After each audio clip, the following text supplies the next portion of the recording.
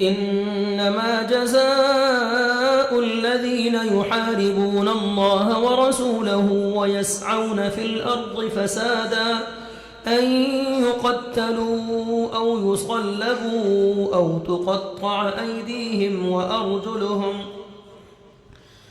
أعوذ بالله من الشيطان الرجيم. بسم الله الرحمن الرحيم. إنما جزاء الذين يحاربون الله ورسوله ويسعون في الأرض فسادا أن يقتلوا أو يصلبوا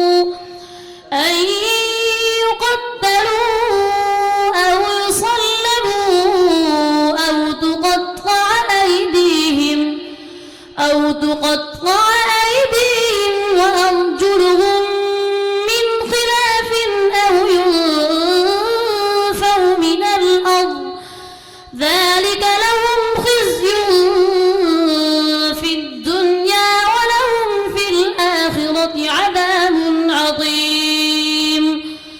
إلا الذين تابوا من قبل أن تقدروا عليهم فاعلموا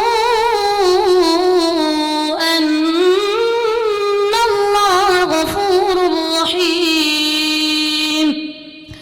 يا أيها الذين آمنوا اتقوا الله وابتغوا إليه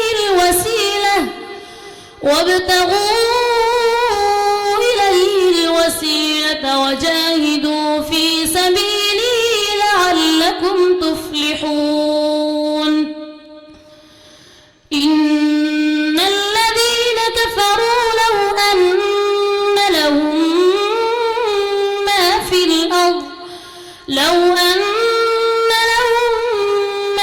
الأرض جميعا ومثله معه ليفتدوا به من عذاب يوم القيامة ما تقبل منهم ولهم عذاب أليم.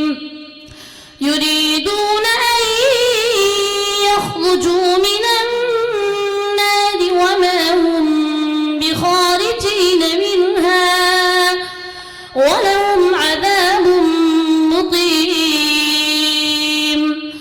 والسارق والسارقة فاقطعوا أيديهما جزاء بما كسبا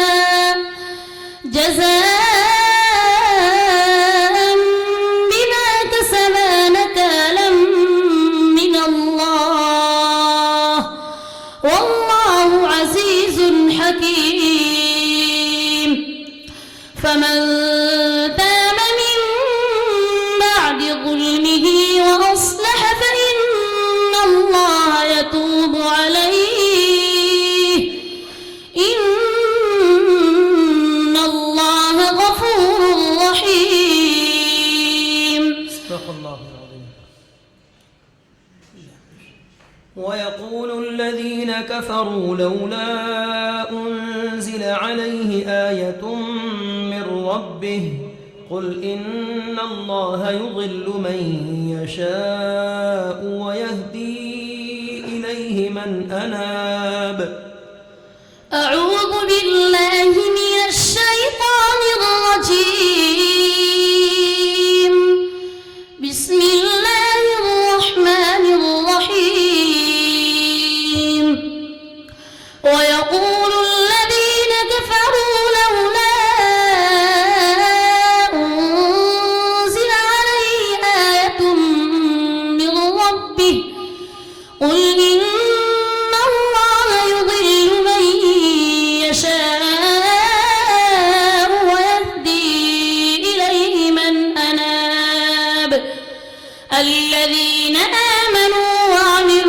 الذين آمنوا وتطمئن قلوبهم بذكر الله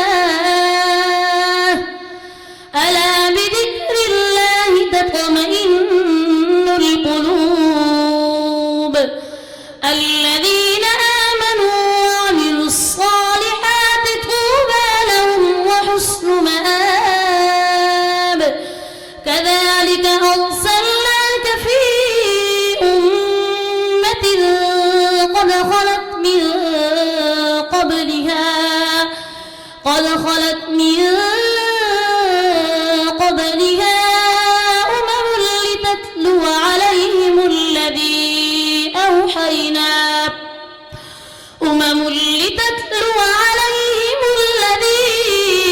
أوحينا إليك وهم يكفرون بالرحمن قل هو ربي لا إله إلا هو إليه توكلت وإليه متاب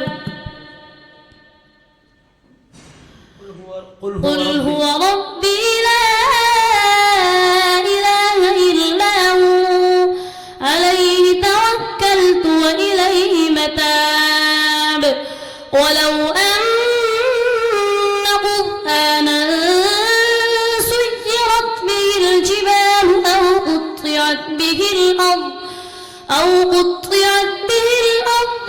كلم به الموتى بل لله الأمر جميعا أفلم ييأس الذين آمنوا أن لو يشاء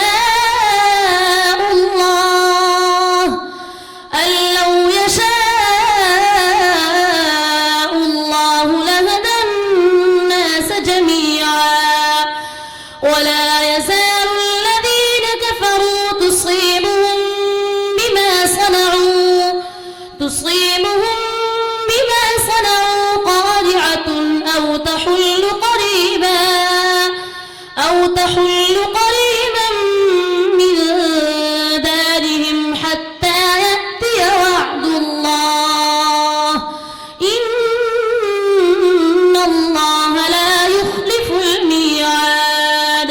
صدق الله العظيم. ألم نجعل الأرض كفاتا.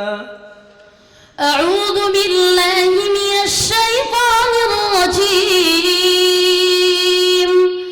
بسم الله الرحمن الرحيم. ألم نجعل الأرض كفاتا أحياء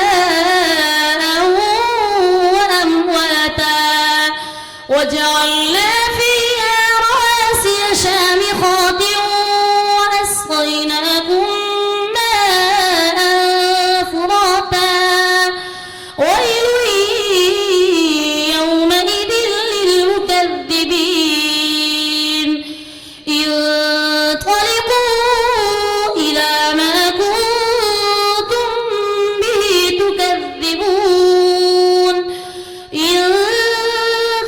انطلقوا إلى ظل ذي 3 شعب لا ظليل ولا يغني من اللهب إنها ترمي بشرر كالقصر كأنه جمالة صفر ويل يومئذ للمكذبين هذا يوم لا ينطقون ولا يؤذن لهم فيعتذرون ويل يومئذ للمكذبين هذا يوم الفصل جمعناكم والأولين فإن كان لكم كيد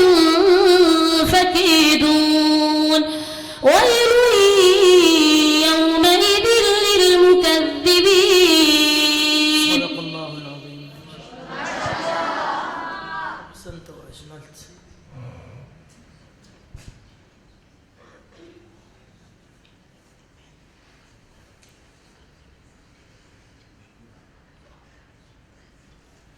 अगले मुतसाक। इसके बाद मैं दावत दूंगा रजिस्ट्रेशन नंबर 233।